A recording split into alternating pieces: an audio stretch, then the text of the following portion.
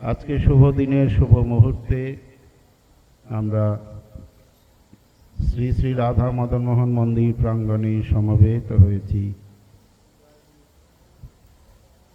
শ্রী শ্রী রঘুনাথ দাস গোস্বামীর দণ্ড মহোৎসব তিথি উপলক্ষে। এই মহানুভব তিথিতে যিনি পরমার্থিক জগতের পথ দেখিয়েছেন, হাতে ধরে সমস্ত বাধা বিঘ্নকে দূরীভূত করে এই ভবসিন্ধু ভবকূপ থেকে যিনি কৃপাবাড়ি সঞ্চিত করে কৃপা রজ্জু দ্বারা উদ্ধার করেছেন, সেই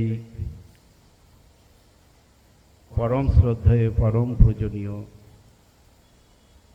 শ্রী গুরুদেব ও পিতা প্রভু প্রভুপাদ 108 শ্রীল নিত্যানন্দ গোস্বামী এবং মাতা ঠাকুরানীর পাদপদ্মে অনন্ত কোটি দণ্ডবত জানাই। এবং আমাদের গৃহদেবতা যিনি অযাচিতভাবে আমাদের গৃহে যুগল রূপে এসেছেন, অদ্যাবধীয় নিজ কৃপায় তিনি সেবা গ্রহণ করছেন, সেই রাধা মদন মোহনের পাদপদ্মে অনন্ত কোটি দণ্ডবত প্রণাম জানিয়ে আমরা আজকে শ্রী শ্রী রঘুনাথ দাস গোস্বামীর দণ্ড মহোৎসব লীলাটি আমরা কিঞ্চিত আস্বাদন করব। কারণ এই লীলা এটি অনুভবের লীলা, আস্বাদনের লীলা। যে ভগবান একজন ভক্তকে কিভাবে কৃপা করেন,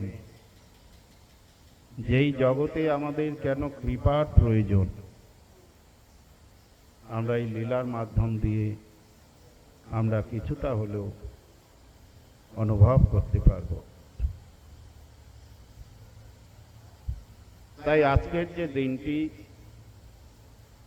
এই দিনটিকে বলা হয় পানিহাটির চিরাদধি মহোৎসব বা দণ্ড মহোৎসব। তাই মহাজন বলেছেন, গৌর প্রেম বন্যায় ভাসে পানিহাটি গ্রাম। তাই এখানে বলছেন যে গৌর গরবিনী পতিত পাবনী সুরধনী তীরে সুপ্রাচীন পানিহাটি গ্রাম পরম ধন্যা। অযাচিত কৃপাকারী শ্রীমান নিত্যানন্দ প্রভু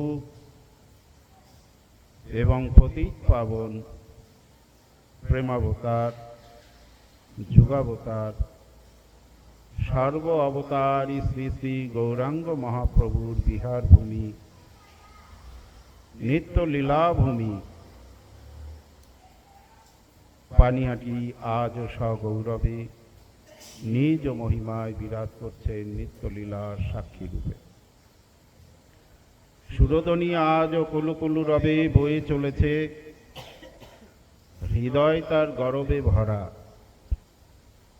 যে সুরধনী গঙ্গা তিনি গর্বিত হয়ে যেন বলছেন যে আমি যে গঙ্গা, আমি স্বয়ং ভগবান শ্রীহরির পাদ পদ্ম থেকেই আমার আবির্ভাব, এবং আমি যে এই ভূমিতেই প্রবাহিত হয়েছি, স্বর্গলোক থেকেই যে মর্তলোকে এসেছি, এই মর্তলোকে এসেও আমি পরম ধন্যা। কারণ আমি গৌর চরণকে বুকে ধরেছি, গৌর চরণকে আমি পেয়েছি।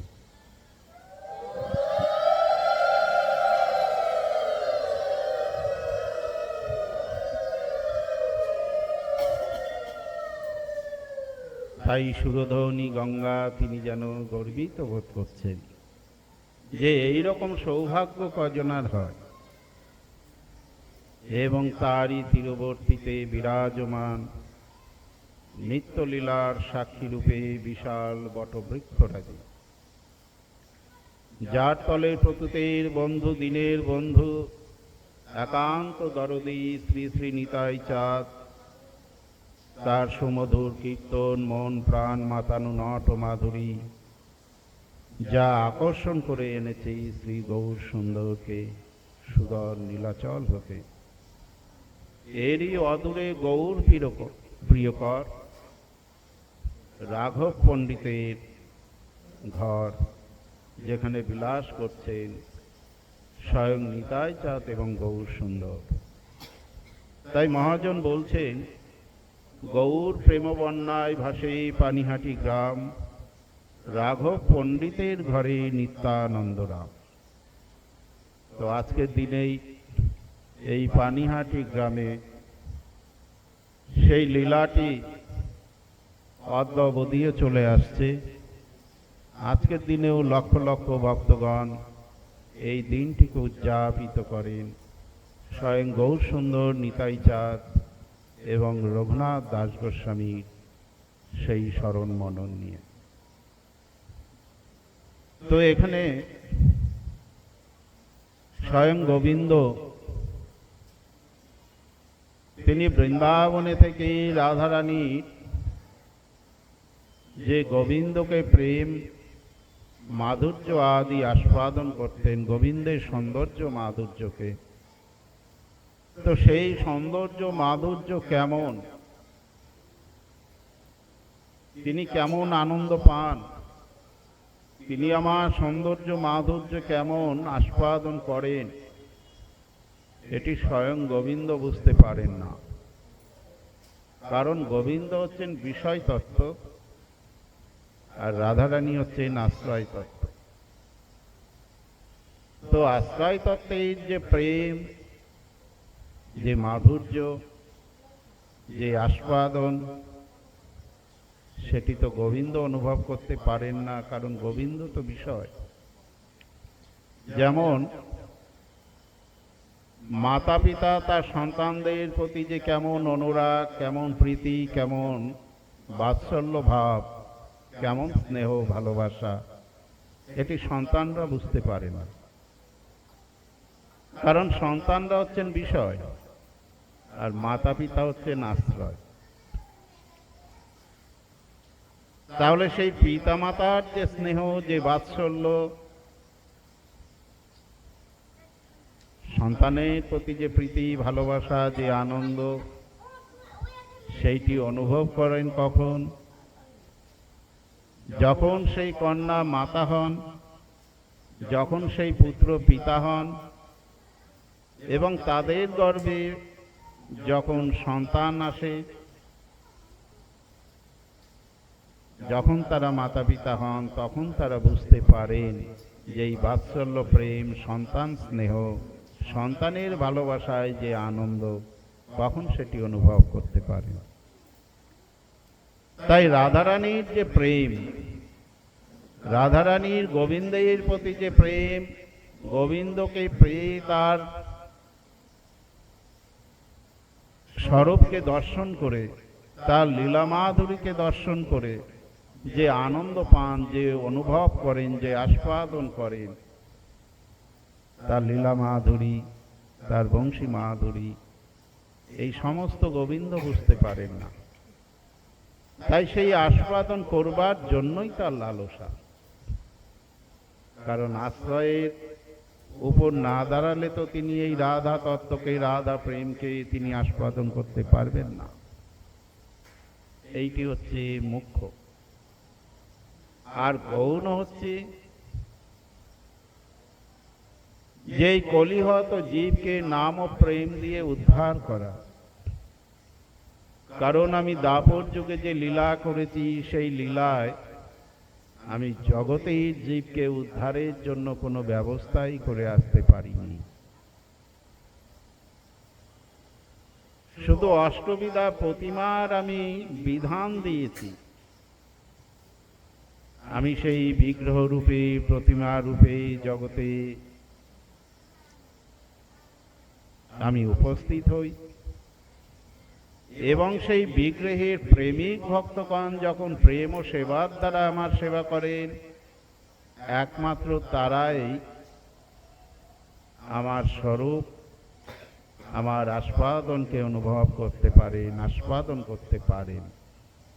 অপ্রেমিক ব্যক্তিগণ তারা পারেন না, কারণ তাদের কাছে বিগ্রহ প্রস্তরময়, কাষ্ঠময়, ধাতুময়, মৃত্তিকাময়, মণিময়, চিত্রপট।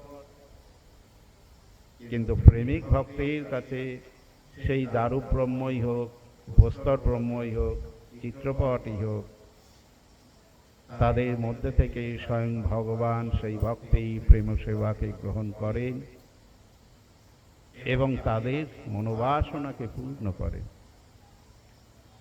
যেমন এই রঘুনাথ দাস গোস্বামীকে স্বয়ং মহাপ্রভু গিরিরাজ শিলা দিয়ে বলেছিলেন, রঘুনাথ তুমি এর সাত্ত্বিক পূজন করবে। শুধু পুজোর কথা বলেননি, তার সঙ্গে অলঙ্কার যুক্ত করেছেন সাত্ত্বিক। সাত্ত্বিক বলতে তিনি বুঝিয়েছেন কায় মনোবাক্যে প্রেম দিয়ে তুমি সেবা করবে। তো রঘুনাথ তো সাধারণ নন, তিনিও মহাপ্রভুর নিত্য সিদ্ধ পরিকর। তাই আমাদেরকে শিক্ষা দেওয়ার জন্য, জগতের জীবকে শিক্ষা দেওয়ার জন্য তিনি দেখিয়েছেন যে মহাপ্রভুর কৃপা শক্তি নিয়ে সেই গিরিরাজ শিলাকেই তিনি সেবা পূজন করতেন। সেই তার প্রেম ও সেবার দ্বারা স্বয়ং গিরিরাজ শিলার থেকে স্বয়ং ব্রজেন্দ্র নন্দন প্রকটিত হয়েছিলেন। তো জগতের জীবকে উদ্ধার করবার জন্য বিগ্রহ রূপে এসেছেন। আর উদ্ধবজি বলেছিলেন, প্রভু তুমি তো অপ্রকট হয়ে যাবে, তুমি যেতে যেতে এই কলি এসে উপস্থিত হবে। কলির জীবের পরমায়ু কমে যাবে, মন্দ বুদ্ধি হবে, চঞ্চল মতি হবে, তাদের মন বুদ্ধিতে পাপে পরিপূর্ণ হয়ে যাবে। তাদের উদ্ধারের কি ব্যবস্থা? তুমি একটা কিছু উপায় করে যাও। তখন গোবিন্দ শ্রীমদ্ ভাগবতকে দিয়ে গেলেন, এই শ্রীমদ্ ভাগবত আমার বাঙ্গময় স্বরূপ, আমার সঙ্গে শ্রীমদ্ ভাগবতের কোনো ভেদ নেই, অভিন্ন স্বরূপ। এই ভাগবতের যে অধ্যয়ন করবে, শ্রবণ করবে, অর্চন বন্দনাদি করবে, তাদেরই আমার চরণে রতিমূর্তি হবে। কিন্তু কলিহত জীব, মন্দ বুদ্ধি, সংসারের জ্বালা যন্ত্রণা ত্রিতাপ জ্বালায় কয়জন ভাগবতকে পড়বেন, কয়জন ভাগবতের লীলাকথা শ্রবণ করবেন, কয়জন ভাগবতের অর্চন বন্দনাদি করবেন? গোলকে বসেই চিন্তন করছেন যে আমি তো সেরকম কিছু করতে পারলাম না। এই কলিযুগের জীবকে উদ্ধার করবার জন্য তো আমি এমন কিছু করিনি। কারণ ভাগবত শ্রবণ করলে পরে, অধ্যয়ন করলে পরে, অর্চন বন্দন করলে পরে তবেই তো তাদের ভবরোগ থেকে তারা নিস্তার পাবে। কজন পড়বেন, কয়জন জানবেন? আমাকে এমন কিছু করতে হবে, অযাচিতভাবে সকলের মঙ্গল করতে হবে। তাই তিনি ভাবছেন যে আমি যদি যুগাবতার রূপে যাই। বললেন, যুগাবতার রূপে তো আমার মধ্যে সেই প্রেম নেই, অফুরন্ত প্রেম নেই। কারণ প্রেমের দ্বারাই তো ভগবান বশীভূত হন। আর প্রেমকে লাভ করতে পারলেই তো আমাদের জন্ম জন্মান্তরের পাপরাশি দূর হয়ে যায়।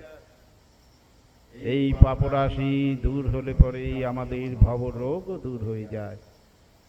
অন্ধকূপ থেকে উদ্ধার প্রাপ্ত হয়ে আমরা সেই সর্বেশ্বর সর্বব্যাপক পরমেশ্বর পরব্রহ্ম সচ্চিৎ আনন্দ স্বরূপ সচ্চিদানন্দ বিগ্রহ শ্রী গোবিন্দের রতিমতি আসবে। তাই বলছেন যুগাবতার রূপে গিয়েই তো আমার মনোবাসনাকে আমি পূর্ণ করতে পারবো না, আমার উদ্দেশ্যকে আমি পূর্ণ করতে পারবো না। তাহলে আমি যদি শ্যাম সুন্দর মদনমোহন রূপে যাই, তিনি নিজেই আবার বলছেন শ্যাম সুন্দর মদনমোহন রূপে পূর্ণ রূপে গেলেও আমার মধ্যে সেই অফুরন্ত প্রেম ভাণ্ডার নেই, কারণ অফুরন্ত প্রেম ভাণ্ডার নিয়ে না গেলে তো আমি যত্র তত্র প্রেম সম্পত্তি বিলোতে পারব না। ভাবছে কি করা যায়। তখন মনে মনে ভাবছেন যার মধ্যে সেই অফুরন্ত প্রেম ভাণ্ডার তিনি হচ্ছেন আমার লাদিনী শক্তি শ্রীমতী রাধারানী। কারণ তার যে প্রেম, সেই প্রেম সাধারণ জীবের কেউ লাভ করতে পারে না। আমরা সাধন ভজন সাধুগুরু বৈষ্ণবের কৃপায় কিঞ্চিত প্রেম লাভ করতে পারি। আর রাধারানীর জায়গাটা হচ্ছে যে প্রেমের যে পরিপক্ক অবস্থা, সেই পরিপক্ক অবস্থার প্রথম ধাপ হচ্ছে স্নেহ। স্নেহের পরিপক্ক অবস্থা হচ্ছে মান, তারপরে প্রণয়, তারপরে রাগ, তারপরে অনুরাগ, তারপরে ভাব, তারপরে মহাভাব। এই মহাভাবের আবার দুটো রূপ, মদন এবং মাদনাক্ষ। এই মাদনাক্ষ মহাভাব হচ্ছে সর্বশ্রেষ্ঠ, আর এই মাদনাক্ষ মহাভাবের অধীশ্বরী হচ্ছেন শ্রীমতী রাধারানী। তাহলে সেই রাধারানীর মধ্যে অফুরন্ত প্রেম ভাণ্ডার রয়েছে, যে প্রেম ভাণ্ডার আমার মধ্যে নেই। তাহলে আমি যদি সেই রাধারানীকে সঙ্গে নিয়ে যাই, তাহলে আমার উদ্দেশ্য পূর্ণ হবে। তখন তার মনে পড়ল আমার তো আরেকটি স্বরূপ রয়েছে, রসরাজ মহাভাব। এই রসরাজ মহাভাব দুই স্বরূপ এক হয়ে যে স্বরূপটি, সেই স্বরূপটি হচ্ছে গৌরাঙ্গ স্বরূপ, অন্তঃকৃষ্ণ বহির্গৌর, অর্থাৎ বাইরে রাধারানী আর অন্তরে শ্রী গোবিন্দ। এই স্বরূপটাই হচ্ছেন গৌরাঙ্গ স্বরূপ। তাহলে আমি যদি সেই গৌরাঙ্গ স্বরূপে যাই, তাহলে আমার উদ্দেশ্য সাধিত হবে। এই গৌরাঙ্গ মহাপ্রভু রসরাজ মহাভাব দুই এক রূপ, গোবিন্দ এবং রাধারানী দুই মিলিত হয়ে এক স্বরূপে এলেন স্বয়ং গৌরাঙ্গ মহাপ্রভু রূপে।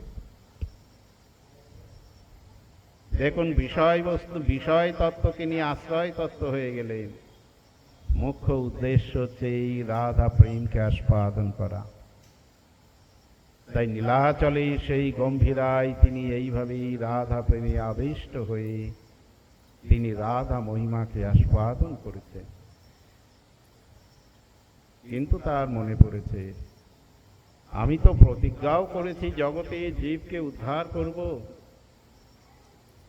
আমি তো সেইটা পারছি না।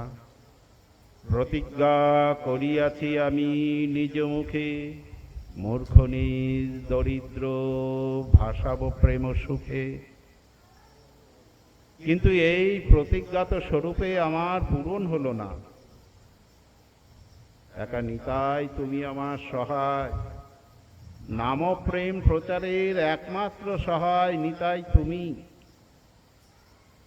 নাম প্রেম দিয়ে বিশ্বকে ভরে দেব বলে আমার নাম হয়েছে বিশ্বম্ভর।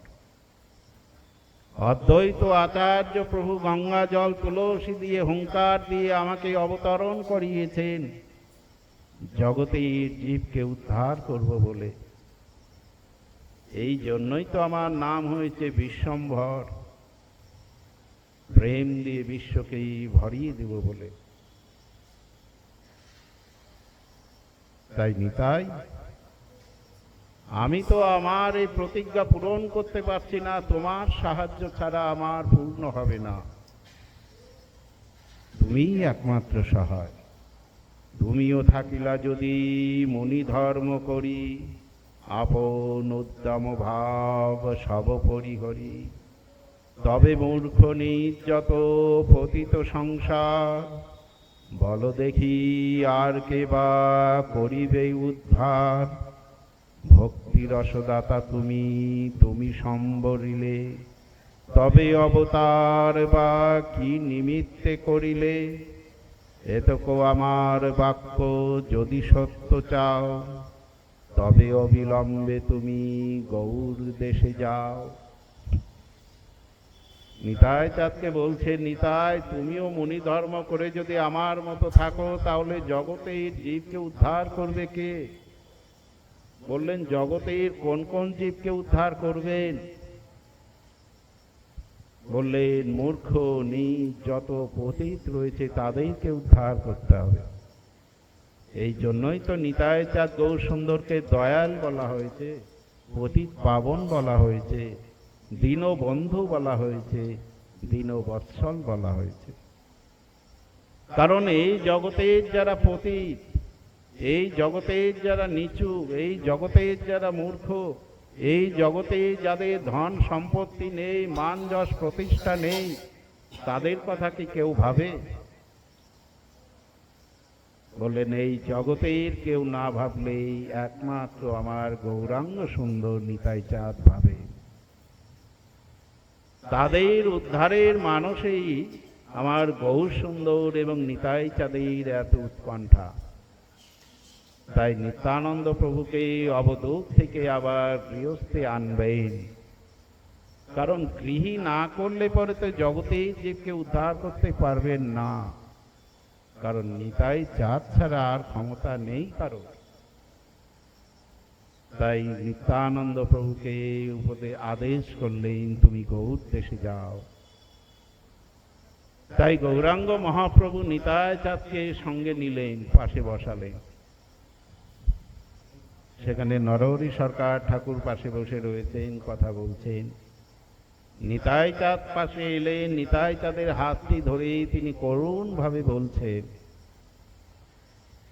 মধুর কথা তিনি ধীরে ধীরে বলছেন। তিনি এইভাবে বলছেন, তুমি গৌর দেশে যাও, গৌর দেশে জগতের জীবকে তুমি উদ্ধার করো। কারণ আমার দ্বারাই তো হলো না, বিশ্বম্বর নাম আমার সার্থক হবে না নিতাই। তুমি যদি অযাচিতভাবে জগতের জীবকে উদ্ধার না করো। নিতাই চাঁদকে বলছেন, আর জগতের জীবের উদ্ধারের জন্য করুণা সিন্ধু স্বয়ং গৌরহরি দুই চোখ দিয়ে জল পড়ছে, নিতাই চাঁদের হাত ভিজে গেছে। যেমন মথুরায় স্বয়ং গোবিন্দ উদ্ধবের হাত দুটি বুকের মধ্যে নিয়ে বলছেন, উদ্ধব তুমি বৃন্দাবনে যাও, বৃন্দাবনে গিয়ে আমার মাতা পিতাকে সান্ত্বনা দিয়ে এসো। তারা আমার জন্য আমার বিরহে তাদের আহার বিহার কোনো কিছুই তাদের নেই, শুধু আমার কথাই তারা চিন্তন করছে। আমার বিরহে তারা অস্থির হয়ে গেছে। আমি আবার ফিরে আসবো এই আশায় শুধু প্রাণটি তারা ধারণ করে রেখেছে। তুমি যাও, ব্রজের ব্রজগোপীদের সান্ত্বনা দাও। তারা আমার জন্য তাদের সংসার, তাদের মান, তাদের কুল শীল মান সংসার সমস্ত কিছুকে ত্যাগ করে তারা আমার বিরহে তারা পথ চেয়ে বসে আছে। তুমি একমাত্র যোগ্য, তুমি বৃন্দাবনে গিয়ে তাদের সান্ত্বনা দিয়ে এসো। কারণ তারা যদি সান্ত্বনা না পান, তারা যদি অন্তরে শান্তি না পান, আমি কি করে শান্তি পাব? ঠিক একই ভাব, একই তত্ত্ব। এখানে গোবিন্দ নিজের মাতা পিতা ব্রজগোপী ব্রজবাসীদের জন্য, ব্রজে তৃণগুল্মলতা সখা তাদের জন্য ভেবেছেন, আর আমার গৌরহরি বিশ্ব সংসারে সমস্ত জীবের জন্য ভাবছেন। তাহলে বড় কে হলো? যে গৌরহরি জগতের সমস্ত জীবের জন্য ভাবছেন। কোন জীব? যারা পতিত, যারা নিরক্ষর, যাদের এই সমাজে মান নেই, যশ নেই, যাদের এই সমাজে বিষয় নেই, অর্থ নেই, সম্পদ নেই, যারা এই সংসারের ভব সিন্ধুর মধ্যে হাবুডুবু খাচ্ছে, অন্ধকূপের মধ্যে পতিত হয়ে তারা ত্রিতাপ জ্বালায় কষ্ট পাচ্ছে, তাদের উদ্ধারের জন্য নিতাই তাদের হাত দুটি ধরে গৌর সুন্দর কাঁদছে। তাই গৌর হরি নিতাইকে বলছেন, হে নিতাই, জীবেরে সদাই হইয়া হরি নাম লওয়াও গিয়া, যাও নিতাই সুরধ্বনি তীরে। প্রভু কহে নিত্যানন্দ, সবজীব হইল অন্ধ, কেহ তো না পাইল হরিনাম। নিতাই এই নিবেদন তরে, নয়নে দেখিবে যারে, কৃপা করি লওয়াও নাম। কৃতপ্রাপী দুরাচার নিন্দুক পাষণ্ডিয়ার, কেহ যেন বঞ্চিত না হয়। সমন বলিয়া ভয় জীবে যেন নাহি হয়, সুখে যেন হরিনাম লয়। এইভাবে নিতাই চাঁদকে নির্দেশ দিলেন। নির্দেশ বলতে তিনি আকুতি মিনতি করুণা করছেন, অনুরোধ করছেন, নিতাই তুমি কৃপা করে সুরধ্বনি তীরে যাও, গৌর দেশে যাও। যারা পাষণ্ডী তাদেরকেও হরিনাম দিয়ে তুমি উদ্ধার করবে। কারণ হরিনামের দ্বারাই চিত্ত শুদ্ধ হয়, হরিনামের দ্বারাই চিত্ত নির্মল হয়, হরিনামের দ্বারাই ভবসিন্ধু থেকে উদ্ধার পাওয়া যায়। কারণ এই হরিনামের মধ্যে প্রেম ও সম্পত্তি দেওয়া আছে, এমন মূল্যবান ঔষধ দেওয়া আছে। এই হরিনাম রূপী ঔষধ যদি নিরপরাধ হয়ে,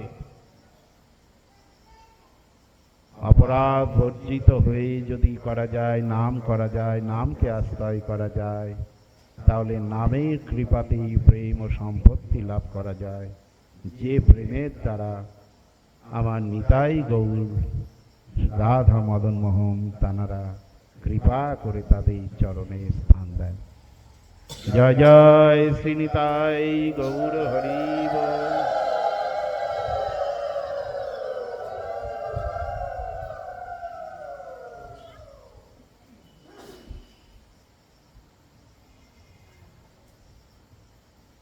এইভাবেই গৌরাঙ্গ মহাপ্রভু নিতাই চাঁদকে গৌর দেশে পাঠালেন। গৌর দেশে এসেই তিনি পানিহাটিতে এসেছেন। এই পানিহাটিতে এসে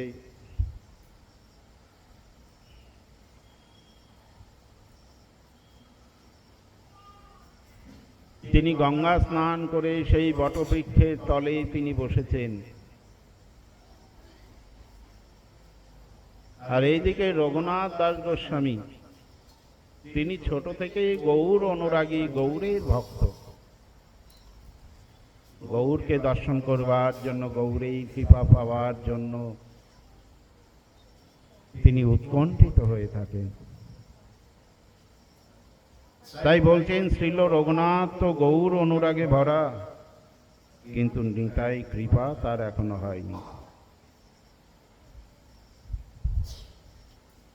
তাই সেই অদূরে আদি সত্যগ্রামের প্রসিদ্ধ ধনবান হিরণ্যদাস ও গোবর্ধন দাস, দুই ভাইয়ের একমাত্র সন্তান হচ্ছেন রঘুনাথ দাস,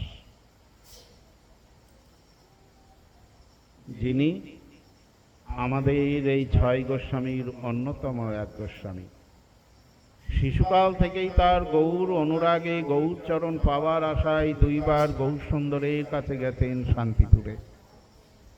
দুইবারই গৌর সুন্দর তাকে ফিরিয়ে দিয়েছেন। দেখুন, সে কিন্তু বিষয়ই নয়।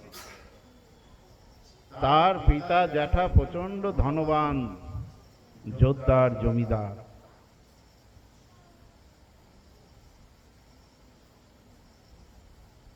অভাব নেই কোনো বিষয় সম্পত্তি, অঢেল।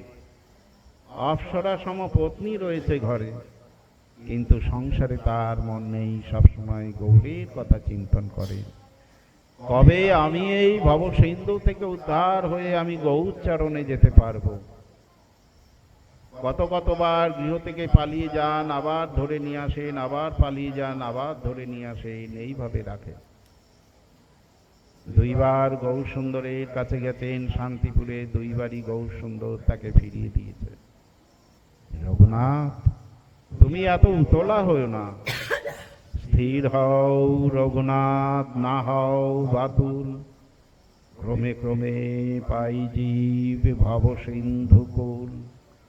মর্কট বৈরাগ্য না করো লোক দেখাইয়া, যথাযোগ্য বিষয় ভুঞ্জ অনাসক্ত হইয়া। মহাপ্রভু যেন রঘুনাথের মাধ্যম দিয়ে সমস্ত বিশ্ব জীবকে শিক্ষা দিচ্ছে। মহাপ্রভু রঘুনাথকে বললেন, রঘুনাথ তুমি অত উতলা হইও না, ক্রমে ক্রমে পাবে, ধাপে ধাপে পাবে, তুমি ধীরে ধীরে চলো, তবেই তো পাবে। মহাপ্রভু বোঝাতে চাইছেন একবারে গাছে উঠলে হবে না, ধীরে ধীরে উঠতে হবে। যে গাছ যত তাড়াতাড়ি বাড়ে সেই গাছের আয়ু কিন্তু তত কম, আর যে গাছ যত ধীরে ধীরে বাড়ে সেই গাছ বহুদিন বেঁচে থাকে। তাই মহাপ্রভু বলছেন, মর্কট বৈরাগ্য না করো লোক দেখাইয়া। মর্কট বৈরাগ্য বলতে, মর্কট কথার অর্থ হচ্ছে বানর। দেখুন, বানরকে দেখলে বোঝা যায় বানর কিন্তু আমিষ জাতীয় কিছু খায় না। ফলমূল, গাছের কচি পাতা, গাছের শেকড়, নরম শেকড় আদি, কন্দমূল টুল এইগুলো খায়, আমিষ জাতীয় কিছু খায় না। পোশাক পরিচ্ছেদও নাই, নির্দিষ্ট বাসস্থান নাই। যে পাখিদের কিন্তু নির্দিষ্ট বাসস্থান রয়েছে। যে সমস্ত রাস্তায় পশুগুলো থাকে তারাও কিন্তু দিনের শেষে তাদের একটা নির্দিষ্ট জায়গায় চলে যায়, কিন্তু বানরদের সেই রকম কোনো নিজস্ব কোনো স্থান নেই। আজ এই গাছে তো কাল ওই গাছে, কাল এই জায়গায় তো পশু অন্য জায়গায়। তো বললেন এখানেও বানর জাতি, তাদের মধ্যে আবার কাম ক্রোধ আসক্তি বেশি, নিরামিষ খাচ্ছে। আমরা মনে করি নিরামিষ খেলে বিশ্ব জয় করে নিলাম। অহংকার দ্বন্দ্বে যারা আমিষ খায় তারা ধারে কাছে যেতে পারে না। নব্য নতুন বৈষ্ণব যারা হয় না,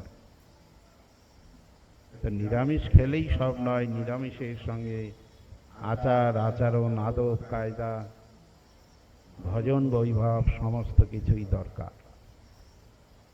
নিরামিষ তো একটা অঙ্গ মাত্র, ভজন পথে যাওয়ার একটা সামান্যতম একটা স্তর।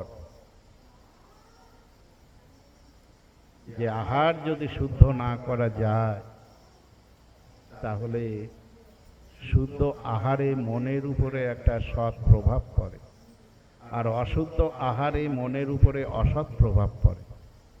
তাই ভজনের একটা পথ মাত্র। তাই মহাপ্রভু বললেন, লোক দেখানো মর্কট বৈরাগ্য করো না। তো এইদিকে আমি বিরাট বৈষ্ণব সেজে বসে থাকলাম, আর ভেতরে আমার কামনা বাসনা লোভ লালসা মাৎসর্যে পরিপূর্ণ। বললেন এরা কিন্তু বৈষ্ণব হতে পারে না। আমি ঘর সংসার ছেড়ে দিলাম, আর পরের বউ নিয়ে আমি দিন কাটাচ্ছি, রাত কাটাচ্ছি। বললেন ওটাকে ত্যাগ বলে না, ওটাকে ব্যভিচার বলে। ঘর সংসার দায় দায়িত্ব কর্তব্য কর্ম সব ছেড়ে দিলাম, আলাদা গিয়ে আমি বাড়ি বানাচ্ছি, আমি আমার প্রয়োজনীয় আসবাবপত্র জিনিসপত্র ভোগ্য বস্তু সমস্ত কিছু সাজিয়ে গুছিয়ে বসে আছি, কিন্তু আমি তো গৃহে নেই, আমি গৃহত্যাগ করেছি। তাকে কখনোই ত্যাগ বলা যাবে না, তাকে কখনোই বলা যাবে না বৈরাগ্য নিয়ে সে আছে। এই জন্যই মহাপ্রভু বললেন, মর্কট বৈরাগ্য না করো লোক দেখাইয়া। সংসারে থাকো, সংসারে দায় দায়িত্ব কর্তব্য কর্ম পালন করো, কিন্তু কোনো আসক্তি থাকবে না। তবেই ধীরে ধীরে ক্রমে ক্রমে তুমি গোবিন্দ চরণ পাবে। তাই মহাপ্রভু বলেছেন, উত্তম হইয়া বৈষ্ণব হবে নিরভিমান, জীবে সম্মান দিবে জানি কৃষ্ণ অধিষ্ঠান। বললেন উত্তম ব্যক্তি বৈষ্ণব হওয়ার যোগ্য। বললেন উত্তম কাদের বলা হয়েছে? বললেন অগাধ ধন সম্পত্তি রয়েছে কিন্তু ধনের কোনো অহংকার নেই, বিরাট বিদ্বান কিন্তু বিদ্যার কোনো অহংকার নেই, উচ্চ কুলে জন্ম কিন্তু কুলের কোনো অহংকার নেই, দম্ভ নেই। কুলের তো দম্ভ হয়, বিদ্যারও দম্ভ হয়। আমার মতো বিদ্যা নেই জগতে, নেই এই শহরে নেই। বললেন ধনের অহংকার, বিদ্যার অহংকার, কুলের অহংকার, সৌন্দর্যের অহংকার, আমার মতো সৌন্দর্য, আমার মতো সুন্দরী কেউ নেই। বললেন ধন রয়েছে, বিদ্যা রয়েছে, কুল রয়েছে, সৌন্দর্য রয়েছে, কিন্তু অহংকার নেই, দম্ভ নেই। বললেন তিনিই হচ্ছেন উত্তম। বললেন এই উত্তম ব্যক্তি বৈষ্ণব হবার যোগ্য। নিরপরাধ হয়ে যিনি হরিনাম করেন, জীবকে সম্মান দেন, নিজেকে সবসময় ছোট ভাবেন, বললেন তিনিই হচ্ছেন উত্তম, তিনিই হচ্ছেন বৈষ্ণব, তিনি গোবিন্দ চরণ পাবার যোগ্য। তাই মহাপ্রভুর শিক্ষা কিন্তু সাংঘাতিক। তিনি যেইভাবে নিজে আচরণ করে আমাদের শিক্ষা দিয়েছেন এরকম কোথাও পাওয়া যায় না। রঘুনাথ ঘরে ফিরে এলেন, মাতা পিতা খুব আনন্দ পেলেন। যাক, রঘুনাথ ঘরে ফিরে এসেছেন, সংসারে কাজকর্ম করছে, সংসারেই থাকছে, মাতা পিতা খুব আনন্দ। এখন আর তাকে ঘরে বন্দি করে রাখতে হয় না, সে ঘরেই রয়েছে। কিন্তু সংসারে তার কোনো আসক্তি নেই, মোহ নেই, লালসা নেই।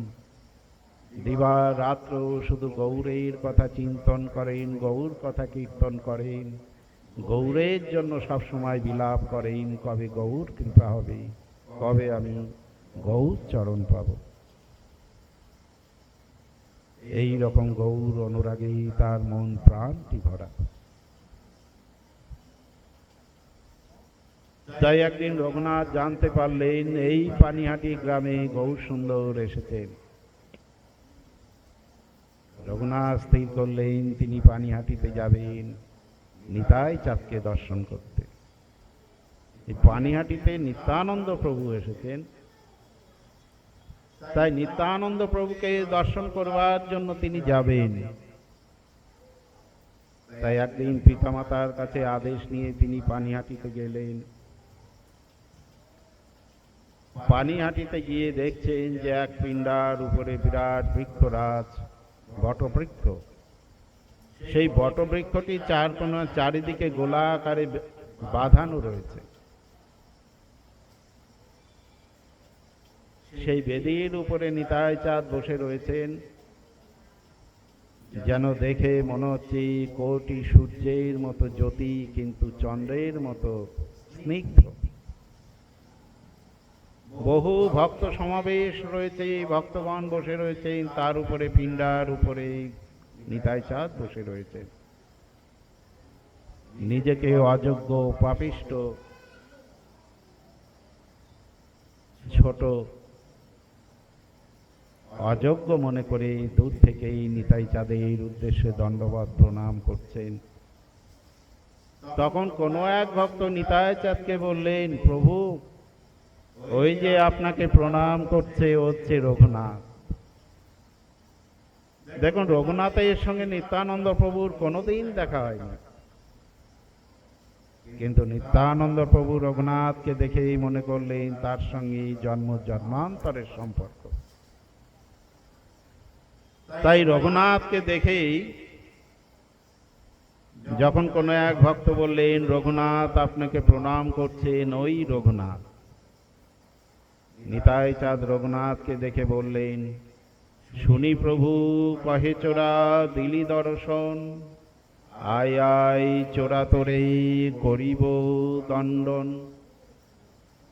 যেন নিতাই চাঁদ রঘুনাথকে দেখে মনে করছেন কতদিনে তার পরিচয়। বললেন, এতদিনে তুই দর্শন দিলি, এতদিনে তুই দেখা দিলি, চোর বলে সম্বোধন করলেন, যে চোর, তুই এতদিনে আমার সম্মুখে এলি, আজ তোকে পেয়েছি, তোকে আজকে দণ্ড দেব। চোর ধরা পড়লে যেমন দণ্ড দেয়, মহানুভাব উচ্চকোটির বৈষ্ণব মুনি ঋষিরাও দণ্ড দেন,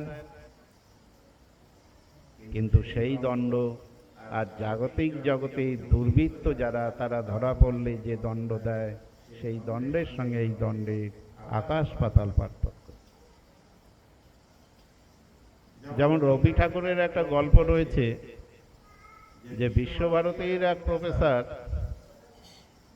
তাকে রবি ঠাকুর বলছে, তোমার কাজের খুব গাফিলতি, তোমাকে দণ্ড দান করব, তুমি রবিবারে আমার ঘরে আসবে।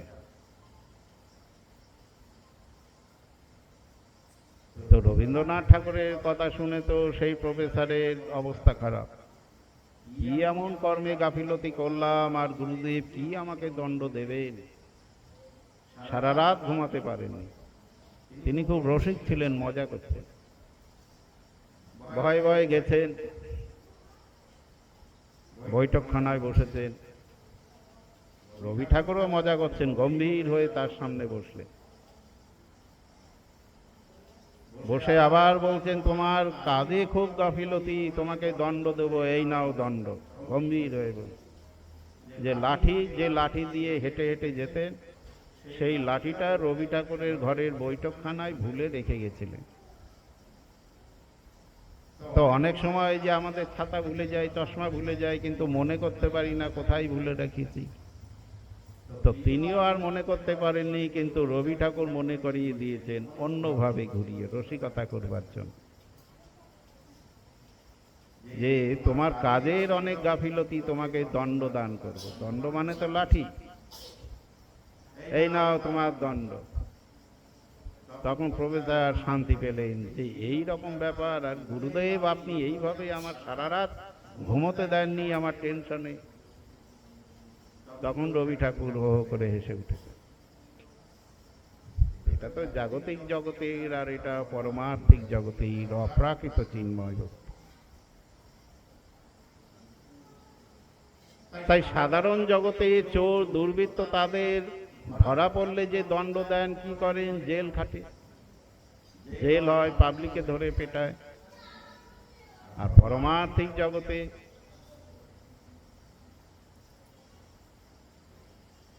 যে মুনি ঋষিরা যে দণ্ড দেন, সেই দণ্ড তাদের মঙ্গলের জন্য।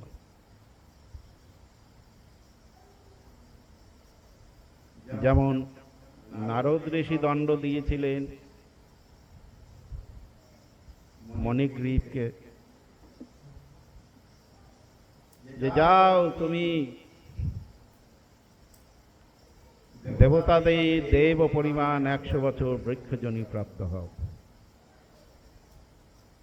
এই যে দণ্ড, তাদের যে শালীনতা, সেই শালীনতাকে ভঙ্গ করেছেন।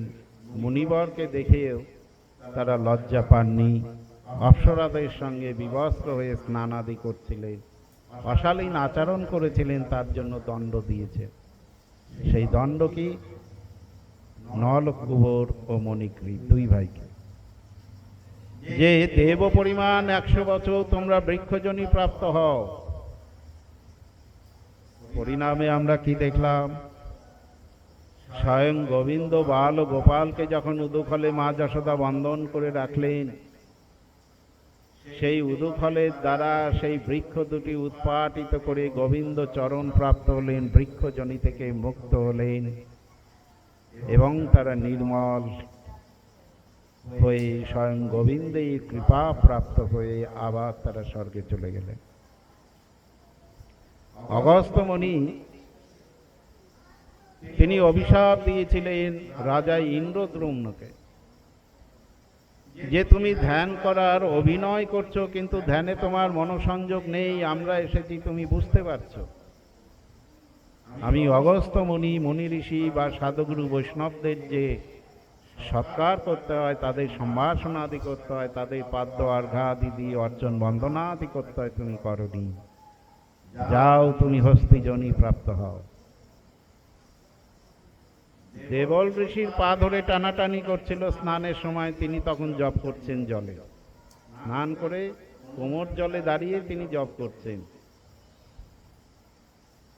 আর গন্ধর্বরাজ হুহু তিনি জলের নিচে ডুব দিয়ে সেই দেবল ঋষির পা ধরে টানাটানি করছেন। তিনি ভয় পেয়ে গেছেন, তার জপ ভঙ্গ হয়ে গেছে, অভিশাপ দিলে তুমি গ্রাহের মতো কাজ করেছো, অর্থাৎ তুমি কুমিরের মতো কাজ করেছো, যাও তুমি কুমির জনি প্রাপ্ত হও। গজেন্দ্র মোক্ষণ লীলায় এটি রয়েছে। পরবর্তীতে আমরা কি দেখলাম, যে রাজা ইন্দ্রদম্ন ছিলেন বিষ্ণু ভক্ত, হস্তিজনি প্রাপ্ত হয়েছেন ঋষির অভিশাপে, কিন্তু মৃত্যু পথযাত্রী সেই সময় তার পূর্বজন্মের কথা মনে পড়ল। তাই তিনি ভাবলেন যে মৃত্যুর সময় যদি আমি শ্রীহরির একটু চিন্তন করি, তাহলে আমার মৃত্যুটিও সার্থক হবে। তাই মৃত্যু অবশ্যম্ভাবী জেনে তিনি সরোবরের একটি পদ্ম তুলে শ্রীহরির উদ্দেশ্যে তিনি নিবেদন করলেন। শ্রীহরি সঙ্গে সঙ্গে গরুর পিঠ থেকে অবতরণ করে এই গজেন্দ্র এবং গ্রাহকে উপরে তুলে গ্রাহের মুণ্ডচ্ছেদন করলেন সুদর্শন চক্র দিয়ে। গজেন্দ্র মুক্তিপ্রাপ্ত হলেন। মুক্তিপ্রাপ্ত হয়ে গোবিন্দকে দর্শন করলেন। গোবিন্দকে দর্শন করেই তিনি নিজ দেশে গন্ধর্বরাজ হয়ে আবার স্বর্গে চলে গেলেন। আর গজেন্দ্র সেই শঙ্খ চক্র গদা পদ্মধারী দেহ ধারণ করে গোবিন্দকে সাক্ষাৎ দর্শন করে গোবিন্দের স্তুতি নতি করলেন, গোবিন্দের সারূপ্য মুক্তি পেলেন। তাহলে এই যে দণ্ড, এই দণ্ডের মাধ্যমে তাদের স্বয়ং গোবিন্দ চরণ প্রাপ্তি হলো। তো যারা মহানুভাব বৈষ্ণব তারা যে দণ্ড দেন সেটি তাদের মঙ্গলের জন্য। তাই নিত্যানন্দ প্রভু দণ্ড দান করলেন। তোমাকে আজকে যে দণ্ড দেব সেই দণ্ড তোমাকে গ্রহণ করতে হবে, এতদিন পরে তুমি এসেছো, তাই তোমাকে দণ্ড দেব। তাই মহাজন বলছেন যে তাকে চোর বলে সম্বোধন করলেন কেন? তার তো ধন সম্পদের কোনো অভাব নেই যে সে অন্যের ঘরে গিয়ে ধন সম্পত্তি চুরি করবে। বললেন গৌর সুন্দর হচ্ছে নিতাইয়ের সম্পত্তি, নিতাইয়ের অনুমতি ছাড়া, নিতাই কৃপা ছাড়া গৌরাঙ্গকে পাওয়া যায় না। তাই নিতাইয়ের কৃপা ছাড়াই তিনি গৌর চরণ প্রাপ্তির জন্য গেছিলেন। গৌর হরি দুইবারই তাকে ফিরিয়ে দিয়েছে। এই জন্য নিত্যানন্দ প্রভু রঘুনাথকে চোর বলে সম্বোধন করলেন। দূরে দাঁড়িয়ে দণ্ডবত প্রণাম করে দাঁড়িয়ে রয়েছেন। প্রভু বলছেন তুমি কাছে এসো, আমার কাছে এসো। নিজেকে অধম প্রামুর অযোগ্য মনে করে দূরেই দাঁড়িয়ে রয়েছে। নিতাই চাঁদ তাকে আকর্ষণ করে কাছে নিয়ে এলেন, নিয়ে এসে তার মস্তকে তার চরণ দান করলেন। প্রভু বলাই তিহ নিকট না করে কমন, আকর্ষিয়া তার মাথে ধরিল চরণ। এইভাবে মস্তকে চরণ দিয়ে তাকে নিত্যানন্দ স্বরূপে অঙ্গীকার করলেন, নিত্য দাস রূপে তাকে অঙ্গীকার করলেন। নিত্যানন্দ প্রভু তাকে কৃপা করলেন। তো নিতাই কৃপা হলে গৌরাঙ্গের কৃপা অটোমেটিক হয়। তাই নিত্যানন্দ প্রভু এইভাবে তাকে চোর বলে সম্বোধন করে তার মস্তকে চরণ দিয়ে তাকে কৃপা করলেন। কৌতুকী নিত্যানন্দ সহজে দয়াময়, রঘুনাথে কহে কিছু হইয়া সদয়। নিকটে না আইস চোরা ভাগ দূরে দূরে, আজি লাগি পাইয়াছি দণ্ডিব তোমারে। বললেন কি দণ্ড দেবেন? বললেন রঘুনাথ তোমাকে যে দণ্ড দিলাম সেই দণ্ড তোমাকে পেতেই হবে। তুমি আজ আমাদেরকে দধিচিরা ভক্ষণ করাও। ভালো মতো আমাদের দধিচিরা ভক্ষণ করাও। রঘুনাথ এই কথা শুনে তার আর আনন্দ ধরে না। দধিচিরা দুগ্ধচিরা আমাদেরকে ভোজন করাও। তাই নিতাই চাঁদ এখানে বৈষ্ণব মহিমা দেখিয়েছেন যে বৈষ্ণবের সেবা করলে পরে বৈষ্ণবের সেবা করলে পরে সমস্ত ভবরোগ থেকে মুক্তি পাওয়া যায়, ভব সিন্ধু থেকে মুক্তি পাওয়া যায়, গৌর গোবিন্দ চরণ প্রাপ্তি সহজ হয়ে যায়। তখনই রঘুনাথ তার লোকজন পাঠিয়ে দিলেন, যাও যেখানে যেখানে দুগ্ধ দধি চিরা পাও সেখান থেকে সমস্ত নিয়ে আসো, দুগ্ধ দধি চিরা কলা সন্দেশ সমস্ত নিয়ে আসো। 102 হলো না, বললেন 200-400 মাটির মালসা নিয়ে এলেন। সেই মালসা ভরে ভরে সেই একটা পাত্রে দধি চিরা মাখালেন, আর একটা পাত্রে গরম দুধের মধ্যে চিরা দিয়ে ভেজালেন, তার মধ্যে দিলেন চাপা কলা, চিনি, কর্পূর, এইগুলি দিয়ে সুন্দরভাবে দধি চিরা মাখালেন। এইভাবে মাখিয়ে 7 হলো না স্বয়ং নিতাই চাঁদের সম্মুখে রাখলেন এবং সুগন্ধির জন্য কর্পূর আদি দিলেন। এক বিপ্র অর্থাৎ এক ব্রাহ্মণ সেই দধি চিরা দুগ্ধ চিরা মাখালেন, মাখিয়ে 7টি মালসা স্বয়ং নিতাই চাঁদের হাতে দিলেন। জবুতারা উপরে যত প্রভু নিজগণ, বড় বড় লোক বসিলা মণ্ডলী বন্ধন, রামদাস সুন্দরানন্দ দাস গদাধর, মুরারি কমলাকর সদাশিব পুরন্দর, ধনঞ্জয় জগদীশ পরমেশ্বর দাস, মহেশ গৌরী দাস হরকৃষ্ণ দাস, উদ্ধার নাদি যত আর নিজজন। বলে নিতাই চাঁদের সমস্ত পরিকারগণ সেই পিণ্ডার চতুর্দিকে বসে রয়েছেন। নিতাই চাঁদ সমস্ত ভক্তদের হয়ে সকলকে আমন্ত্রণ জানাচ্ছেন এবং সেইখানে অগণিত লোকের অগণিত ভক্ত বৈষ্ণবের সমাবেশ ঘটল। এরপরে এলেন সব পণ্ডিত ভট্টাচার্য ব্রাহ্মণগণ এলেন, অগণিত পণ্ডিত ব্রাহ্মণগণ এলেন। নিতাই চাঁদ সেখানে উঠে দাঁড়িয়ে তাদেরকে আদর করে সম্ভাষণ করে বসালেন।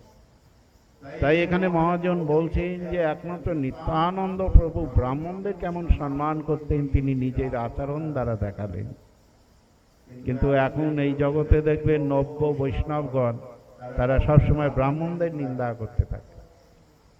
বলেন যে সমস্ত ব্রাহ্মণগণ উচ্চকোটির বৈষ্ণব, সদাচারী বৈষ্ণব, ভজন নিষ্ঠ, বললেন তারা সর্বজন পূজ্য। স্বয়ং নিতাই চাঁদ সেখানে উঠে দাঁড়িয়ে তাদেরকে সম্ভাষণ করে তাদেরকে অনেক আদর যত্ন করে সম্মান দিয়ে তাদেরকে বসালেন। এইভাবে প্রত্যেককে 2টি করে মালসা দিলেন, একটিতে দধি চিরা, একটিতে দুগ্ধ চিরা। অগণিত ভক্তগণ চৌতারা চতুর্দিকে বসলেন। সেখানেও জায়গায় কুলোলো না, তখন সেখান থেকে আরো নিচেই গঙ্গার তীরে সবাই বসতে লাগলেন, দাঁড়ালেন। সেখানেও জায়গায় সংকুলন হলো না, জলের মধ্যে দাঁড়ালেন, কেউ অল্প জলে, কেউ হাঁটু জলে, কেউ কোমর জলে, কেউ গলা জলে, এইভাবে গঙ্গার মধ্যে দাঁড়ালেন। এত ভক্ত সমাবেশ হলো নিতাই চাঁদের কৃপায়। কেহ উপরে, কেহ তলে, কেহ গঙ্গার তীরে, বিসর্জন 3 ঠাই পরিবেশন করে। এইভাবেই পরিবেশন করতে লাগলেন। তাই এই মহোৎসবের পরমানন্দে সবাই দধি চিরা ভোজন করছেন। এমন সময় অদূরে রাঘব পণ্ডিত তিনি নানা প্রকার নিষ্করি প্রসাদ নিয়ে এসে হাজির হলেন। নিষ্করি প্রসাদ বলতে যে অন্ন ব্যঞ্জনাদি জাতীয় বাদ দিয়ে শুকনো প্রসাদ, কারণ সেই দিন রাঘব পণ্ডিতের ঘরে ভোজন করার কথা, কিন্তু সেইখানে না গিয়ে নিতাই চাঁদ এইখানেই উৎসব শুরু করে দিলেন। তাই রাঘব পণ্ডিত বলছেন, প্রভু তোমার তো আমার ওখানে যাওয়ার কথা, আমার ওখানে না গিয়ে তুমি এইখানেই উৎসব করলে। নিতাই চাঁদ বলছে, এই পুলিন ভোজনে আমার বড় আনন্দ, বহুদিন পর আজ আমি পুলিন ভোজন করছি আমার এই সখাদের সঙ্গে। তাই এই কথাই বোঝা যাচ্ছে যে নিতাই চাঁদ তিনি বৃন্দাবন লীলার মধ্যে প্রবেশ করেছেন। তিনি বলদেব যমুনার তীরে যেমন সেই বৃন্দাবন লীলায় পুলিন ভোজন করেছিলেন, সেই লীলায় তিনি আস্বাদন করছেন, সেই লীলার মধ্যে তিনি প্রবেশ করেছেন।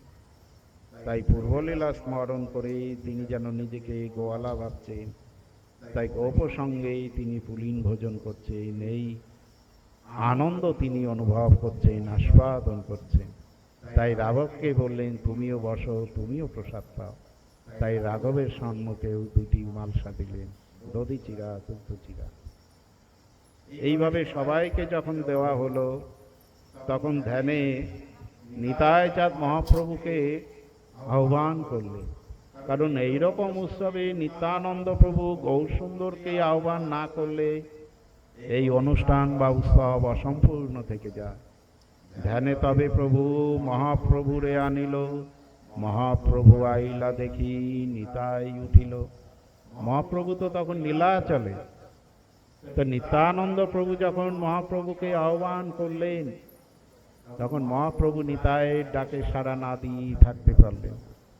তিনি সশরীরে নীলাচলে আছেন, আবার পানিহাটিতেই বললেন এটি হচ্ছে আবির্ভাব, যে তিনি এক জায়গা থেকে বহু জায়গায় তিনি আবির্ভাব হতে পারেন।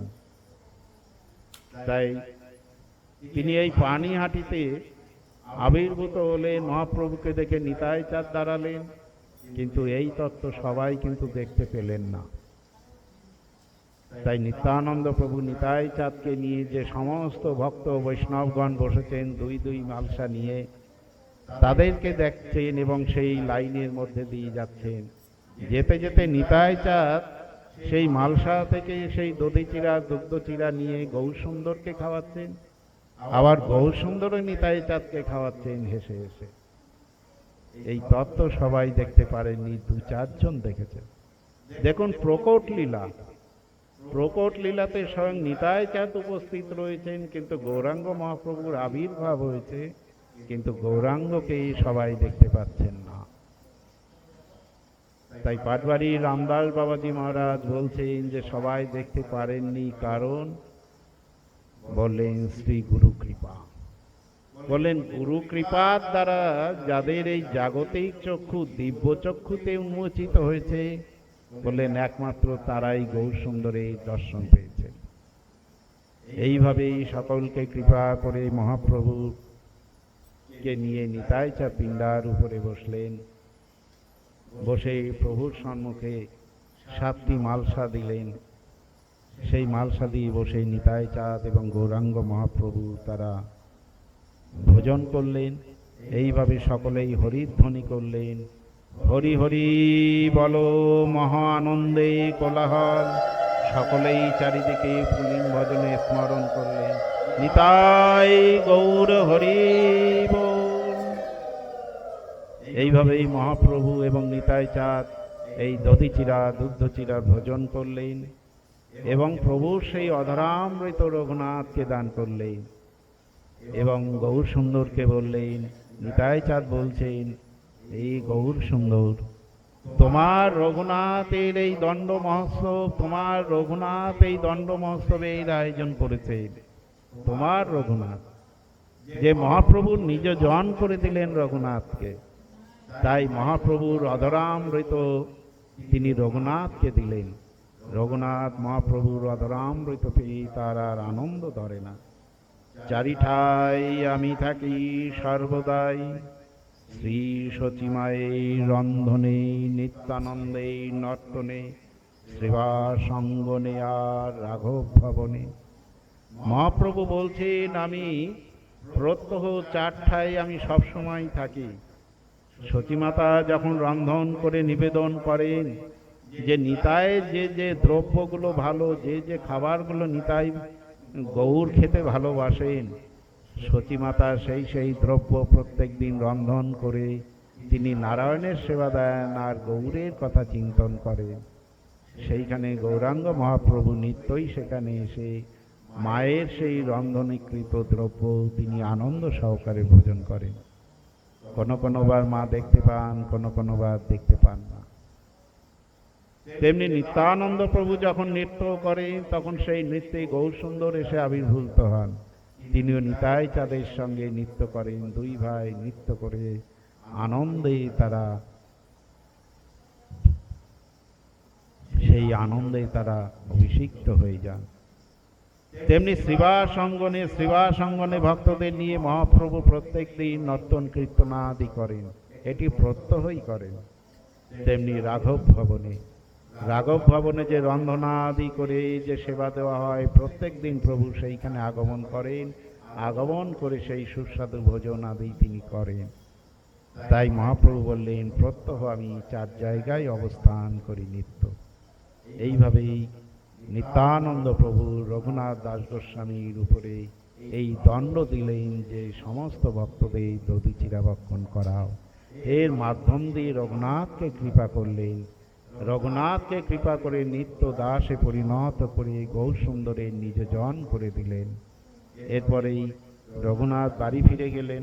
আরও কিছু লীলা রয়েছে, যে দেরি হয়ে যাচ্ছে, ভক্তরা চলে যাচ্ছেন, তো এই জন্য এটা এমন একটি লীলা, যে এমন একটি আস্বাদ্য বস্তু, যে এটা তাড়াতাড়ি এই পাঠ করা খুব মুশকিল।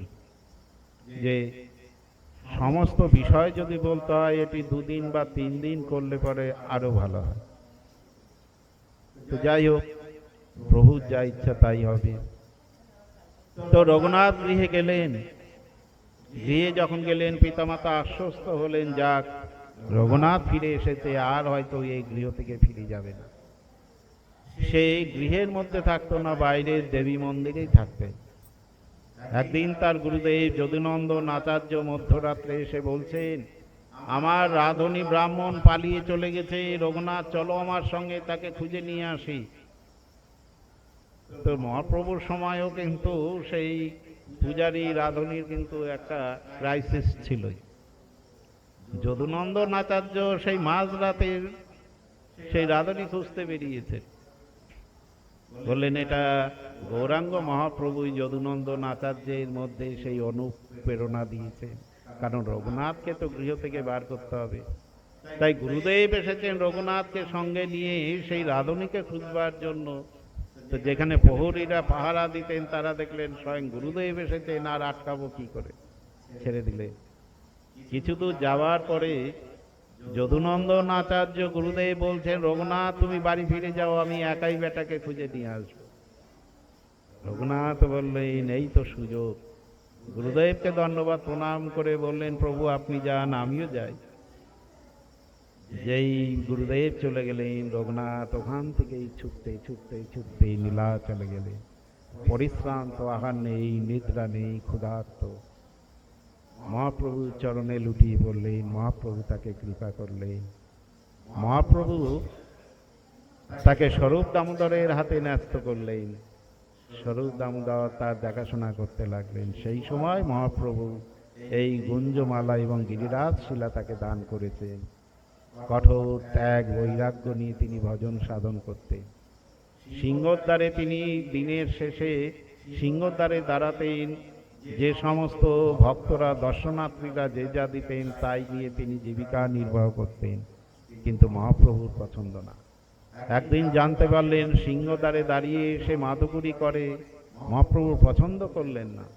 কারণ সিংহদ্বারে যারা দাঁড়িয়ে মাদুগুরি করে তাদের মধ্যে লোভ জন্মায়, যে নিশ্চয়ই কোনো দর্শনার্থী ভালো কোনো দ্রব্য দিবে, নিশ্চয়ই কেউ অর্থাদি দিবে। বললেন, এইগুলোর দ্বারা লোভ জন্মে যায়, এটির দ্বারা ভজন হয় না, ত্যাগ বৈরাগ্য আসে না। রঘুনাথ বুঝতে পারলেন মহাপ্রভুর এটি পছন্দ নয়, ত্যাগ করলেন।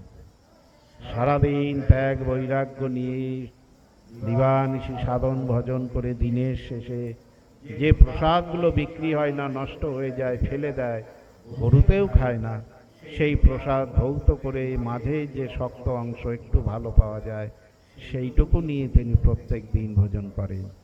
এইভাবে কঠোর ত্যাগ বৈরাগ্য নিয়ে তিনি সাধন ভজন করেন। তাই একদিন জানতে পারলেন যে রঘুনাথ এখন কিভাবে জীবিকা নির্বাহ করছে। যখন শুনতে পারলেন যে এইভাবে সে জীবিকা নির্বাহ করে, তাই একদিন সেই প্রসাদ ধৌত করে যতটুকু প্রসাদ পেয়েছেন ভালো, খাবারের উপযোগী প্রসাদ তো চিন্ময় বস্তু, কখনো পচে না, নষ্ট হয় না, কিন্তু এটি লীলায় দেখানো হচ্ছে, ভক্তের মহিমাকে দেখানো হচ্ছে, প্রসাদের মহিমাকে দেখানো হচ্ছে। খেতে যাবেন, তখন মহাপ্রভু এসে তার হাতটি ধরলেন। রঘুনাথ, তুমি প্রত্যেক দিন এইরকম অমৃত খাও, আমাকে না দিয়ে? দাও দাও, ওই অমৃত আমাকেও একটু দাও।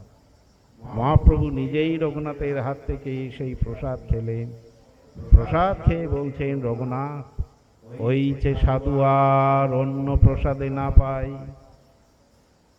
বললে, না, তুমি যে আমাকে প্রসাদ দিলে, আমি তো প্রত্যেক দিনই প্রসাদ পাই, কিন্তু তোমার হস্তস্থিত যে প্রসাদ, এই প্রসাদের যে স্বাদ, এই স্বাদ আমি অন্য কোথাও আজ পর্যন্ত পাইনি। তাই মহাপ্রভু দেখালেন যে প্রসাদ যখন ভক্তের হাতের থেকে নেওয়া হয়, সেই প্রসাদ যখন ভক্তের হস্তস্পর্শ হয়, অধরামৃত হয়, বললেন সেই প্রসাদটি মহাপ্রসাদে পরিণত হয়ে যায়। সেই প্রসাদের মহিমা, সেই প্রসাদের মাধুর্য, সেই প্রসাদের মাহাত্ম্য অনেক গুণ বেড়ে যায়। এইটাই মহাপ্রভু দেখালেন যে তোমার হস্তস্থিত প্রসাদের যে স্বাদ, এই স্বাদ আমি এতদিন অন্য কোথাও পাইনি। রঘুনাথ, তুমি প্রত্যেক দিন এইরকম অমৃত খাও আমাকে না দিয়ে। এইরকম রঘুনাথের সাধন ভজন। এরপরে মহাপ্রভু তাকে নির্দেশ দিলেন, তুমি বৃন্দাবনে চলে যাও। মহাপ্রভুকে ছেড়ে তিনি যাবেন কিছুতেই মেনে নিতে পারছিলেন না, কিন্তু প্রভু আদেশ করেছেন। রাধাকুণ্ডে গিয়েছেন, গিয়ে তিনি প্রাণ বিসর্জন দেবেন রাধাকুণ্ডে।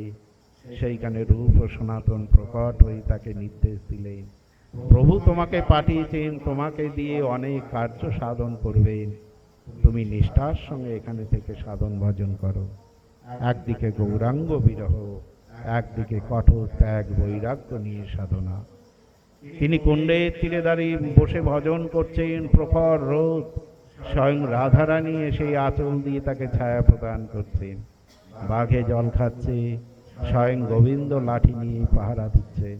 যে ভক্তকে স্বয়ং ভগবান এইভাবে রক্ষা করেন, ভক্তকে স্বয়ং ভগবান এইভাবে সেবা করেন, সেই গেছেন রাধাকুণ্ডের স্তুতি, শ্যামকুণ্ডের স্তুতি।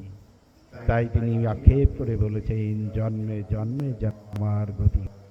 এই রাধাকুণ্ডে এই অপূর্ণা, তাই স্বয়ং নিতাই থেকে কৃপা প্রাপ্ত হয়ে সেই সংসার থেকে বেরিয়ে তিনি গৌর চরণ প্রাপ্ত হয়ে গৌরের জন করে গৌর সুন্দরে কৃপা প্রাপ্ত যখন হয়ে বৃন্দাবনে গেলে স্বয়ং যুগল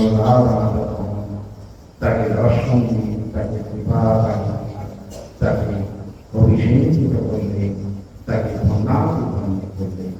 তাই এই রঘুনাথের মস্তক, এই দধিচিরানন্দ মস্তককে যদি আমরা স্মরণ মরণ করি, এই পৃথিবীতে যদি আমরা তাদের লীলাগাথা যদি আমরা স্মরণ কীর্তনাদি করি, এবং সেই পানিয়াদি সেই রন্ধ্র মস্তকে যদি আমরা অংশগ্রহণ করি, বা অংশগ্রহণ না করেও বাড়িতে থেকেও যদি আমরা সেই লীলার স্মরণ আদি করি, তাহলেও আমাদের ভবরোগ থেকে আমরা মুক্তি পাব। আমরাও আমাদের অন্তঃপুর থেকে পিতার জ্বালা থেকে উদ্ধার প্রাপ্ত হয়ে নিতাই গৌরাঙ্গ চরণে আমরা যে স্থান পাব, এই বিষয় কোনো সন্দেহ নেই। কারণ এই রঘুনাথের চন্দ্র মহোৎসব নিত্যানন্দ প্রভুর কৃপা।